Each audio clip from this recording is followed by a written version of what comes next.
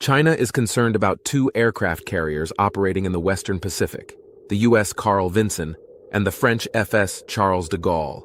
The Chinese Defense Ministry accuses France of extending NATO's reach into the Asia-Pacific region and has ordered its Southern Theater Command to monitor the two carriers. The aircraft carrier serves as a military asset and a symbol of national power, demonstrating resolve and the deployment of a sizable portion of a country's military strength. The U.S. has been the preeminent global leader in the use of aircraft carriers since World War II, with a fleet of 11 nuclear aircraft carriers. The Ford class, with its single USS Gerald R. Ford, faces ongoing debates over its ability to replace the 10 Nimitz-class aircraft carriers before their lifespans expire and maintain the statutory limit of 11 active aircraft carriers.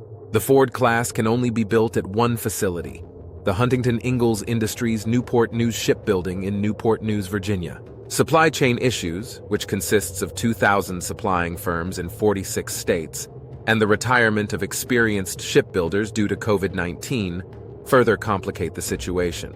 The Ford class of aircraft carriers has been criticized for its cost overruns, partially attributable to its replacement of the traditional steam catapult system with a magnetic catapult system called emails, and failure to complete required certification tests. These overruns has resulted in questions if the $4 billion lifetime operating cost reduction compared to the Nimitz class will be realized. The new catapult system has failed to generate the aircraft sortie rates of the traditional Nimitz-class steam system, which means the current 6 carriers that are partially funded are slated to have a performance downgrade from the Nimitz class. The Ford class has also not completed all its initial operational test and evaluation requirements, leading to unforeseen cost overruns of future ships as a final certified version of the carrier has been determined.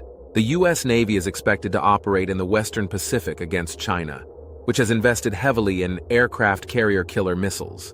The Ukraine war has also demonstrated the effectiveness of long-range missiles and low-cost drones in destroying expensive military hardware.